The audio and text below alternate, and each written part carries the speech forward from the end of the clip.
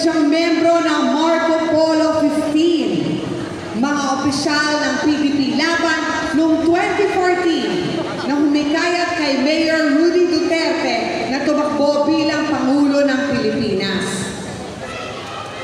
I love you to!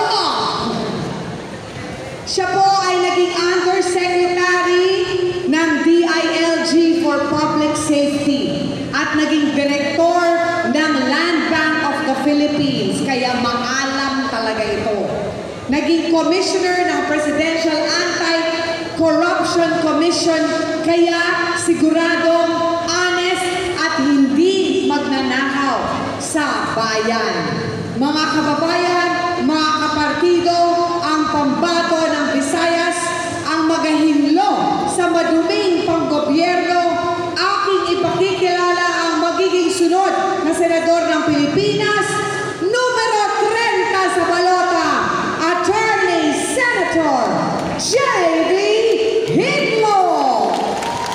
Panoorin po natin ito.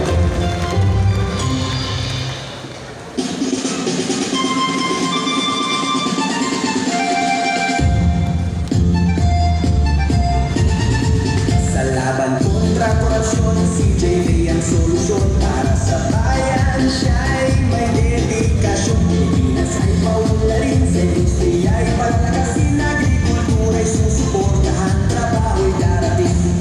JB Hinglo sa Senado, numero 30 sa balota, para sa bayan siya ang ating pag-asa. Edukasyon at agrikultura, kanyang isusulong boto para kay JB, simula ng kaunlaran.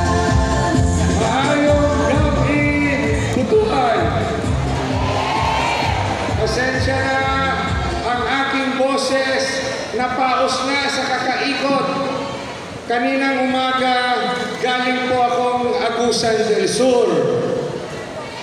Wala pang tulog kagabi, galing Danao, Cebu. Kailangan ni Attorney Hinglo magpakilala sa buong Pilipinas para ako ang magasunod na senador ng PDP Laban. Butuan, Mindanao, si Attorney J.B. Hinglo ang nag-iisang kandidatong pagkasenador ng PDP Laban na nagre-representa sa Visayas. Isa po ako ka-Ilonggo, taga Bacolod City, Negros Occidental. Tamo di Ilonggo? Tamo di Ilongga? Pag Ilongga gani, guwapa. Mindanao, Mindanao. Noong 2014 hanggang 2016, humingi ng tulong ang Mindanao sa Visayas. Sabi ng Mindanao, mga kapatid namin sa Visayas, bigyan niyo naman kami ng kauna-unang presidente na galing Mindanao. Yun po ang nangyari nung ating inaluklok sa pwesto si Mayor Rodrigo Roa Duterte ng Davao. Dati po, wala pang presidente na nanggaling sa Mindanao.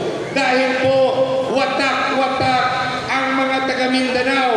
Nag-aaway-away ang mga Mindanao. Pero, noong 2016, nagkaisa ang Mindanao. Tinulungan ang Visayas at dinamayan ng mga kapatid natin sa Luzon at Metro Manila. Kaya po, sa huli, nagkaroon tayo ng first Mindanaoan President, si Tatay Digong. Mindanao, naaalala niyo pa ba na dati tayo'y lumuluha, nakikisuyo kay Mayor Duterte, Mayor, tumakbo kayo bilang presidente. Napakalaki ng problema ng Pilipinas. Puno na tayo ng droga. Puno tayo ng kahirapan. Tatay Digong, tumakbo kayo ng presidente.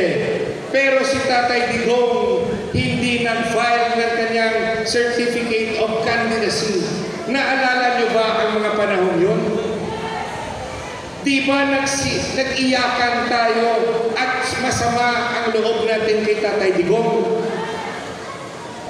Pero dahil tayo'y nakisuyo sa kanya na tumakbo, pinakinggan tayo ni Mayor Duterte kahit alam niya na pwedeng mangyari ang nangyari sa kanya ngayon.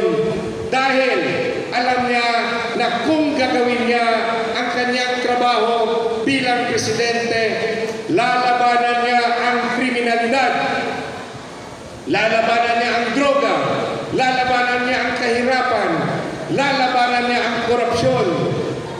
Ang nakakalungkot, Mindanao, ang kauna-unang presidente na nanggaling Mindanao, ang kauna-unang presidente, si Tatay Digong, ay hinuli at pinakulong ng rehimeng Marcos doon sa Netherlands at lilitisin ng mga dayuhan.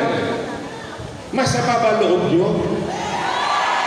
Mindanao, papayag ba kayo na ganun na lang ang trato sa inyo ng rehimeng Marcos? Mindanao, tayo'y dapat magkaisa muli. Noong 2016, ang Mindanao, iisang boses. Ang boses ng Mindanao noong 2016 ay Duterte! Duterte! Duterte! Mindanao! Ngayon bang Mayo 2025, magkakaisa muli ang Mindanao at isisigaw natin Duterte 10! Duterte 10! Mindanao, tutulungan kayo ng Visayas. Makikiramay sa atin ang Luzon. Babaliktad ang mundo ng rehimeng Marcos pag ang mga senador ng PDP Laban ay mananalo. Gusto niyo ba yon? Gusto niyo ba na magiging malakas ang PDP Laban? Mahihirapan si Senator Bongo, mahihirapan si Senator Bato de la Rosa, o dadagdagan niyo pa ng Senator Marcoleta kung hindi kami kompletong 10. Walang laglagan. Mindanao, buo ba ang boto ng Duterte 10? Mindanao, ilalaglag niyo ba ang kahit isa sa amin? Dapat buo. Dapat makuha natin ang Senado. Dapat manalo ang PDP Laban. Si Atty. Hinlo po ang nag-iisang kandidato ng Visayas. Humihingi ng tulong sa inyo. Pagbigyan niyo naman po ang Visayas. Nag-iisa lang po akong senador. Kasama natin ang mga kaibigan natin sa Luzon. Tulungan natin si Atty. Jimmy Bondo. Jimmy Bondo. Bondo. Tulungan natin ang pangalawang pambato ng Luzon, si Atty. Raul Lambino. Lambino. Lambino. Tulungan natin ang maisog na senador, Atty. Vic Rodriguez. Rodriguez.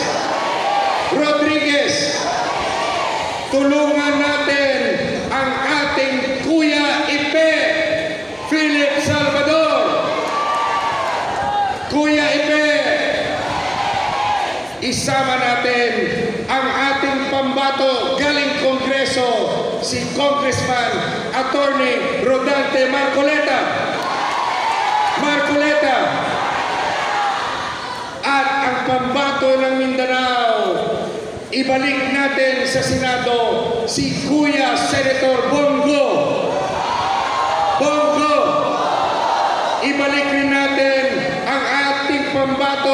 na former chief ng PNP, Senator Bato de la Rosa.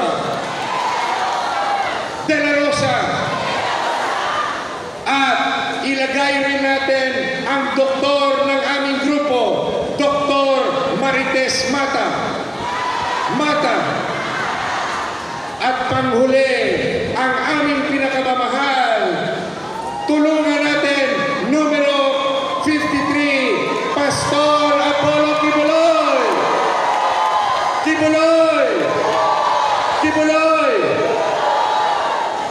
Mindanao, tatlo ang mayor na programa ni Atty. Hinlo. Una, labanan natin ang korupsyon. Paano?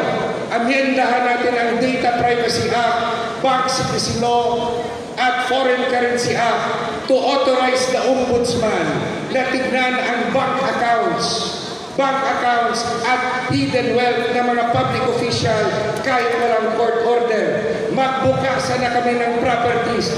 Kung wala kaming tinatago, buksan natin lahat. Gusto niyo ba yun? Pangalawang programa ni Atty. Hinlo, labanan natin, bigyan ng permanenteng solusyon ang kahirapan. Ang mga politiko sa Pilipinas, sadyang hindi binibigay sa atin ang solusyon sa kahirapan kasi gusto nila tayong pumila at humingi ng ayuda. Mindanao, mabubuhay ba kayo habang buhay sa ayuda? Gusto niyo ba habang buhay kayo nakaluhod sa politiko para humingi ng ayuda? Ano gusto niyo? Trabaho o ayuda? Mindanao, ano gusto niyo? Programa o ayuda? Ano ang dapat gawin? Para sa permanenteng laban sa kahirapan, the Philippines needs to industrialize. Industrialization. Ano po yung industrialization? The Philippines, dapat gumawa tayo ng sariling armas, sariling makinarya, sariling medisina, sariling vaksin. Dapat ang trabaho sa loob ng Pilipinas. Dapat ang factories dito sa Mindanao. Gusto niyo ba maraming trabaho? Bakit ang dami ng OFW na siyang nagbubuhay ng ating ekonomiya? Dahil kulang sa trabaho ang Pilipinas. Gusto niyo ba mabago? Pag gusto niyong mabago, ilagay niyo sa Senado si Attorney Senator J.B. Hinlo. Malaki ang problema natin sa agrikultura. Ang tradisyonal na tulong ng gobyerno sa agrikultura, bilyon-bilyon na peso ang binibigay sa budget sa agrikultura. Ang land reform na sabi nilang solusyon, failure. Bakit failure ang land reform? Yumaman na ba ang mga Pilipino ang magsasaka sa land reform? Yumaman ba? Ang pinakamahirap na sektor sa ating bansa, magsasaka. Bakit paulit-ulit ang solusyon natin? Alam natin mali. Ano ang solusyon, attorney? We have to introduce state-managed farming. State-managed farming. Ang lahat ng lupain na nakatiwangwang, hindi nagagamit ng gobyerno, na pagmamayari ng gobyerno, lagyan ng negosyong agrikultura, lagyan ng trabaho, pananim, factories, rice mill, industrial hub, distribution center. Dapat ang gobyerno magiging employer, i-empleyado ang mga magsasaka, may sweldo at 15 at 30, may GSIS benefit at retirement pension, at imumungkahin ni Senator Hinlo, hindi na kailangan ng civil service examination except manager position. Okay ba yun? Trabaho ang solusyon. Trabaho ang solusyon. Ang panghuling programa ni Atty. Hinlo, educational reform. Paano natin ma-reform ang edukasyon? Nasa akademya ba? Ang ibig kong sabihin, values formation. I-introduce natin ang subject, Philippine Patriotism and Ethics Studies. Naalala niyo yung GMRC, Good Manner and Right Conduct. Ibalik natin. Dapat may pagmamahal sa bayan ng kabataan, pagmamahal at respeto sa kapwa Pilipino.